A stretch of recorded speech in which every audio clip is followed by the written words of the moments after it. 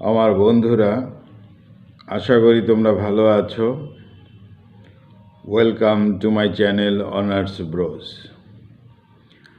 আজকে আমাদের আলোচ্য বিষয় একটি লিটারেরি টার্ম, সাধারণত মডার্ন নভেলে লেখা হয়। লিটারেরি টার্মের নাম হলো stream of consciousness. Stream of consciousness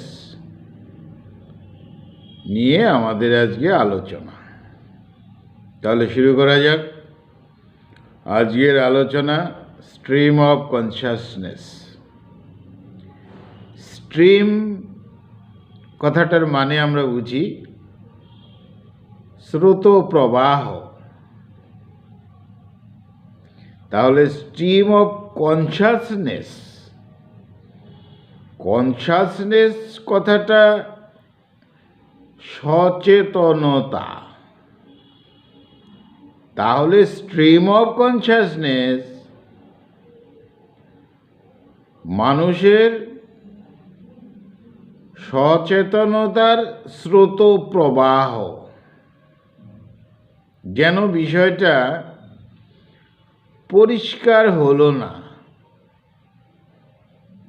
সচেতনতার স্রোত প্রবাহ সে আবার কি? বিষয়টাকে একটু হালকা করে ভেবে নিচ্ছি। কনসাসনেস কথাটা অ্যাকচুয়ালি এখানে থট, চিন্তা। তাহলে এবার স্ট্রিম অফ থটস অর্থাৎ চিন্তনের প্রবাহ, চিন্তার প্রবাহ, ফ্লোজ অফ থটস। তাহলে ফ্লোজ অফ থটস, চিন্তার প্রবাহ। স্বাভাবিকভাবেই সুস্থ মানুষ যারা, তারা একের পর এক চিন্তা করেই যাচ্ছে।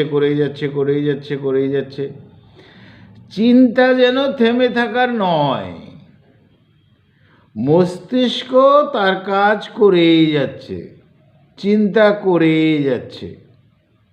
হ্যাঁ, ভালো কিছু চিন্তা করছে, মন্দ কিছু চিন্তা করছে, কিন্তু চিন্তা করেই যাচ্ছে।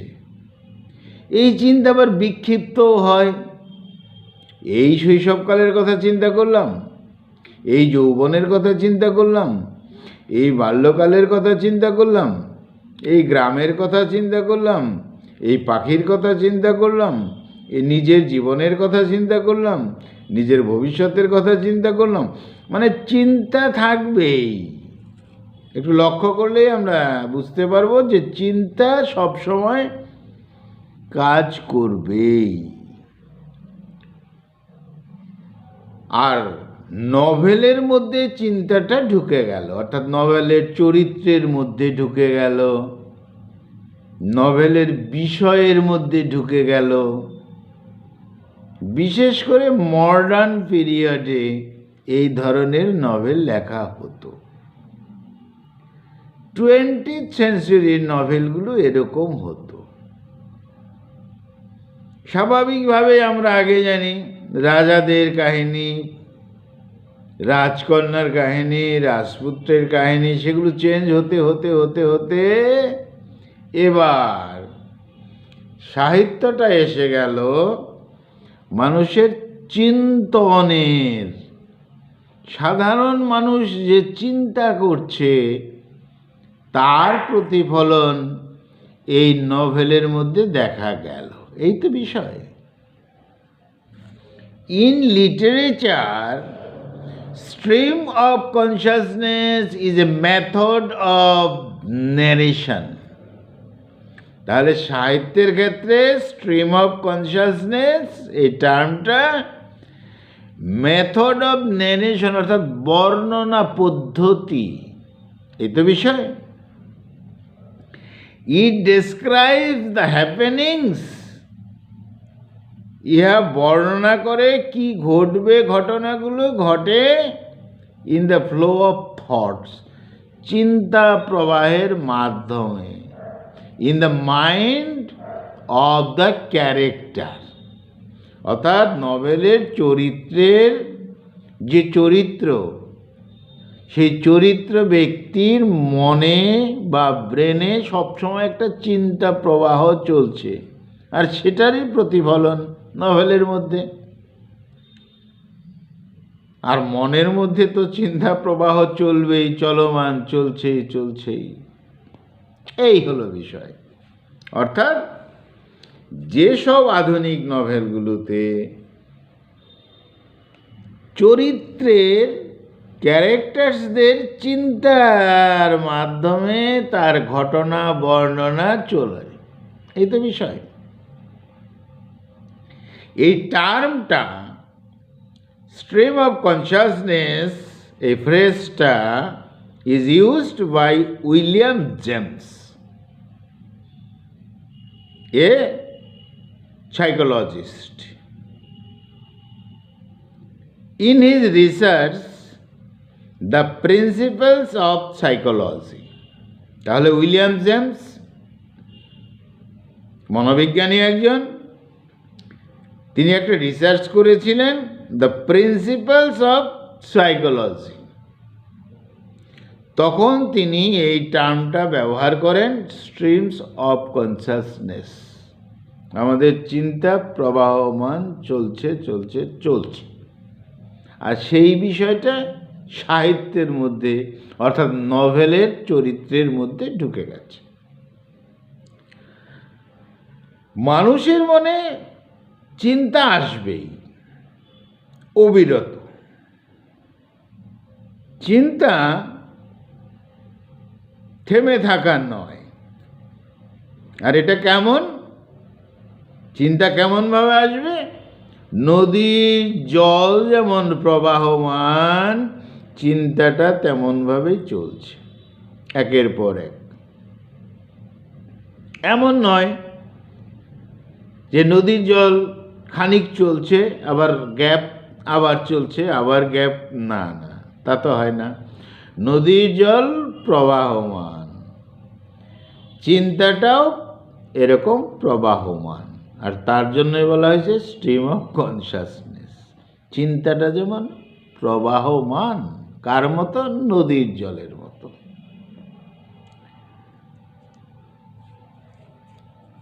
ব্যক্তি জীবনে কেমন চলবে, কেমন হবে, এমন কথা, এমন চিন্তা চলছেই।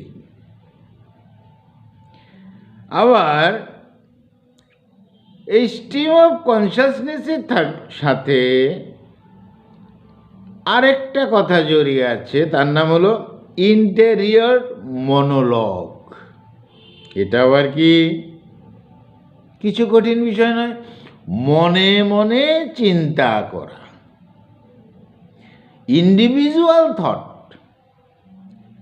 Individual thought process of a character. কোনো ব্যক্তি, কোনো নভেলের চরিত্র, সে নিজে সেলফ টক করবে, নিজেই কথা বলবে। আর সেই কথাগুলো, তার যে কাজ, তার যে অ্যাকশন, তার মধ্যে যোগ হয়ে যাবে। আর এই কথাগুলো, তার নিজের কথাগুলো কেউ শুনবে না, স্বাভাবিক কথা। তাহলে দুটো জিনিস হলো, একদম জড়িয়ে থাকা। আমরা মানুষেরা সবসময় একটা চিন্তা করেই যাচ্ছি, ব্যাস, একের পর এক। হ্যাঁ, সেই চিন্তাটা এলোমেলো হয়ে আসতে পারে, কিন্তু চিন্তাটা করে যাচ্ছি, কন্টিনিউ, লাগাতার। আর একটা বিষয় হলো মনে সেলফ টক। অনেককে দেখা যায় পাগলের মতন কথা বলছে, তার মানে তার সেলফ টকটা মুখে চলে এসছে। কিন্তু আমাদের আপামর জনগণের সবার নিজের চিন্তাটা নিজের মুখে চলে আসে না। হ্যাঁ, সে চলছে, কাজ করছে, কিন্তু নিজের মনে কথা বলছে।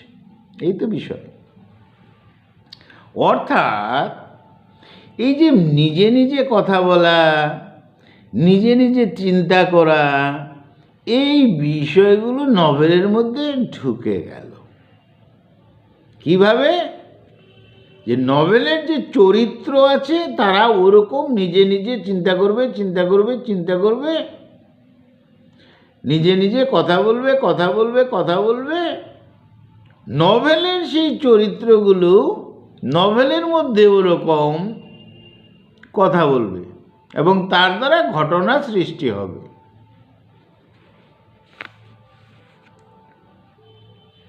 তাহলে the stream of consciousness style of writing লেখার মধ্যে ঢুকে গেল, is marked by the sudden rise of thoughts. হঠাৎ করেই এই চিন্তাটা, এই মানুষের চিন্তনটা এটাই ঢুকে গেল লেখালেখির মধ্যে। মডার্ন নভেলিস্টরা এভাবে লিখতে ভালো পছন্দ করেন। 20th সেঞ্চুরি যারা নভেলিস্ট আছেন তারা লিখতে পছন্দ করেন। আর এই মডার্ন যারা শর্ট স্টোরি রাইটার, তাদেরকেও দেখা গেছে যে এই স্ট্রিম অফ কনসাসনেস, অর্থাৎ তার লেখার চরিত্র নিজে নিজে চিন্তা করছে, সেই চিন্তার দ্বারাই ঘটনা তৈরি হচ্ছে, এরকম লেখা শুরু হয়েছে। এক্সাম্পল হিসাবে দেওয়া যেতে পারে জেমস জয়েস। জেমস জয়েসের রাইটিং ইউলিসিস নভেলটি। এখানে life of the middle life, actually middle life, মাঝবয়সী মানুষের চিন্তনের কথাই নভেলের মধ্যে আছে। তাহলে আমরা উদাহরণস্বরূপ জেমস জয়েসের ইউলিসিস নভেল এই ধরনের স্ট্রিম অফ কনসাসনেস স্টাইলে লেখা। তাহলে বলা হলো স্ট্রিম অফ কনসাসনেসের সঙ্গে ইন্টেরিয়র মনোলগ অর্থাৎ ইনার মনোলগ এর মধ্যে একটা পার্থক্য লক্ষ্য করা গেছে। স্ট্রিম অফ কনসাসনেস যেটা চিন্তা চলছে চলছে চলছে, এটা একটা ন্যারেটিভ টেকনিক, এটা ঘটনা এইভাবেই লেখা হয়, এটা মডার্ন স্টাইল লেখার মধ্যে ব্যবহার করা হয়। 1890-তে উইলিয়াম জেমস তার প্রিন্সিপালস অফ সাইকোলজিতে এটা তিনি প্রথম ব্যবহার করেন। অর্থাৎ মানুষের চিন্তন লাগাতার চলতে থাকবে, এটা হলো স্ট্রিম অফ কনসাসনেস। ভাবনা, আমি শিশুবেলার কথা মনে করলাম, আবার বার্থডের কথা মনে করলাম, আবার যৌবনের কথা মনে করলাম, আবার বাল্যকালের কথা মনে করলাম। চিন্তাটা পরপর করছি কিন্তু এলোমেলো করে করছি, কিন্তু কোনো সিকোয়েন্স নেই, কিন্তু চিন্তা আমি করে যাচ্ছি। স্ট্রিম অফ কনসাসনেস নদীর প্রবাহের মতো চিন্তা চলছে চলছে চলছে। এই চিন্তার মধ্যে কোনো ব্যাকরণ থাকে না, অর্থাৎ এই স্টাইলে চিন্তা করতে হবে এরকম এরকম কোনো কিছু নয়। সিকোয়েন্স থাকতে হবে, ধারাবাহিকতা থাকতে হবে, যেটা চিন্তা করলাম তারপর এটা করতে হবে, তারপর এটা, এরকম না। চিন্তা করছি, একের পর একটা চিন্তা করছি, কিন্তু কি করছি এলোমেলো জিনিসই হচ্ছে, এর মধ্যে কোনো লজিক থাকে না। চিন্তা একটা করছি। আমার বৃদ্ধ বাবা রাস্তায় নেমেছেন, কোথাও চলে গেলেন, উনি যদি মারা যান, এই যে একটা চিন্তা, উদ্ভট একটা চিন্তা চলে আসলো, লজিক্যাল কিছু থাকবে না, চিন্তা হবে, হচ্ছে। ভার্জিনিয়া উলফ একটা বিশেষ নাম। ভার্জিনিয়া উলফ তার রাইটিং মিসেস ড্যালোয়ে। মিসেস ড্যালোয়ের মধ্যে আমরা দেখব এরকম স্ট্রিম অফ কনসাসনেসের উদাহরণ। তাহলে ভার্জিনিয়া উলফের মিসেস ড্যালোয়ে এই স্ট্রিম অফ কনসাসনেস স্টাইলে লেখা। আরেকটা পেয়েছি আমরা জেমস জয়েসের নভেল ইউলিসিস, সেটাও এই স্ট্রিম অফ কনসাসনেস স্টাইলে লেখা। ডোরোথি রিচার্ডসন লিখেছিলেন পিলগ্রিমেজ, 13টি সিরিজ লিখেছেন এই পিলগ্রিমেজ রাইটিং এটা স্ট্রিম অফ কনসাসনেসের উদাহরণ। অর্থাৎ কি না বলবো যে নভেলের চিন্তনের উপর, তার ভাবনার উপর চরিত্র তৈরি হয়। আগে যেরকম শরীরে শক্তি ছিল ইত্যাদি, সে মারামারি কাটাকাটি করতে পারে, সে একটা চরিত্র তৈরি হলো। এখানে তা না, ভাবনা তৈরি হয়, এর ভাবনাটা এরকম, এর চিন্তনটা এরকম, এর কল্পজগৎ এরকম, সেই রকম চিন্তনের উপর চরিত্র তৈরি হয় এই স্ট্রিম অফ কনসাসনেস নভেলে। দুই ক্ষেত্রেই থট থাকবে। ইন্টেরিয়র মনোলগ, যেটা যেটা মনে মনে কথা বলবে, বেরিয়ে আসবে এরকম একটা বিষয়। এই বিষয়েও নভেলের মধ্যে এরকম চরিত্র দেখা যায়, যে কোনো চরিত্র নিজে নিজে কথা বলছে, সেই কথার অনুযায়ী গল্প চলছে বা গল্পের অনুযায়ী কথা চলছে। সে কথা বলে যাচ্ছে, তার চিন্তনের কথা বলে যাচ্ছে, তার কল্পনার কথা বলে যাচ্ছে, অনেক সময় কোনো সেন্টেন্স সম্পূর্ণ বলছেনই না। এরকম চরিত্র তৈরি হচ্ছে নভেলের মধ্যে। তবে লক্ষ্য করা গেছে যে স্ট্রিম অফ কনসাসনেসের মধ্যে একটা লজিক্যাল বিষয় থাকে একটু, আর ইন্টেরিয়র মনোলগ যেটা, সেলফ টক যেটা, সেটা লজিক্যাল বিষয় থাকে না, যুক্তিতর্ক থাকে না, যা থাকে তাই যেন মনে আসে, তাই মুখে আসে, তাই একটু নিজে নিজে কথা বলা হয়। আর তুলনামূলকভাবে স্ট্রিম অফ কনসাসনেসের নভেলগুলোর যে সাবজেক্টগুলো, সেটা যথেষ্ট কমপ্লেক্স। যাই হোক, তাহলে বলা হলো, আরেকটা নাম বলা যায় উইলিয়াম ফকনার। উইলিয়াম ফকনার একজন আমেরিকান অথর। তিনি লিখেছিলেন the sound and the Fury. The sound and the Fury এই স্ট্রিম অফ কনসাসনেস পর্যায়ে পড়ে। আমরা লক্ষ্য করে দেখব টি.এস. এলিয়টের লেখা the love song of Alfred প্রুফক, এর মধ্যে যেন স্ট্রিম অফ কনসাসনেসের বিষয়টা রয়েছে। আর স্বাভাবিক, তিনি মডার্ন পিরিয়ডের 20th সেঞ্চুরির লেখক। তো যাই হোক, তাহলে বিষয়টা ছিল এই স্ট্রিম অফ কনসাসনেস, অর্থাৎ stream of thoughts, flow of thoughts, অর্থাৎ চিন্তার স্রোত প্রবাহ, কল্পনার স্রোত প্রবাহ, ফিলিংসের স্রোত প্রবাহ। মানুষ ব্যক্তি জীবনে সে তার চিন্তা পরপর করেই যাচ্ছে। আর এটার একটা ট্রু কপি যেন নভেলের মধ্যে নিয়ে নেওয়া হয়েছে। অর্থাৎ নভেলের যে ক্যারেক্টারগুলো আছে, তাদের চিন্তা, তাদের ফিলিং, তাদের অনুভূতি, তার মাধ্যমে ঘটনা প্রবাহ চলবে। কোন হিরো কোন ভিলেনকে পিটিয়েছিল সেটা গল্প নয় স্ট্রিম অফ কনসাসনেসে। কোন হিরোকে কোন ভিলেন তার চিন্তার মাধ্যমে পরাস্ত করেছিল বা নিজে পরাজিত হয়েছিল সেটা। তাহলে এখানে মেটেরিয়াল ছিল, এখানে এলিমেন্ট ছিল থট।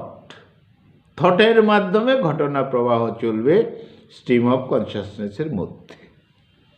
বন্ধুরা, এই ছিল আমাদের আজকের আলোচ্য বিষয়, স্ট্রিম অফ কনসাসনেস। এটা আমাদের প্রত্যেকের ব্যক্তি জীবনের মধ্যেই আছে। আমরা সবাই চিন্তা করতে ভালোবাসি, ভালো না আসলেও চিন্তা আমাদের আসে। চিন্তা করতে চাইলেও চিন্তা আসে, চিন্তা না করতে চাইলেও চিন্তা আসে। আর এই চিন্তার ফসলটাকেই সাহিত্যের মধ্যে নিয়ে নেওয়া হয়েছে। অর্থাৎ নভেলের যে চরিত্র হবে সেই চরিত্রগুলো তাদের চিন্তনেই কথা বলবে, তাদের চিন্তনের মাধ্যমেই ঘটনাটা প্রবাহ চলবে। এই তো বিষয়। তাই আজকে আমাদের আলোচনার বিষয় ছিল stream of consciousness. 20th century novel, modern নভেলের মধ্যে এই ধরনের শৈলী দেখা যায়। এই স্ট্রিম অফ কনসাসনেস স্টাইলে নভেল লেখা হয়, তার কয়েকটা উদাহরণ আমরা পেয়েছি। বন্ধুরা ভালো থেকো, আমার চ্যানেলটা সাবস্ক্রাইব করো। তোমাদেরও চিন্তা প্রবাহ পঠন পাঠন বিষয়ে চলতে থাকুক, চলতে থাকবেও। পঠন পাঠন কম হলেও আবার চলতে থাকবে, অর্থাৎ তোমার মধ্যেও stream of thoughts, stream of consciousness চলতে থাকবে। বন্ধুরা আমার চ্যানেলটা সাবস্ক্রাইব করো। Thank you, thank you, thank you. খুব ভালো থাকো, খুব ভালো থাকো, খুব ভালো।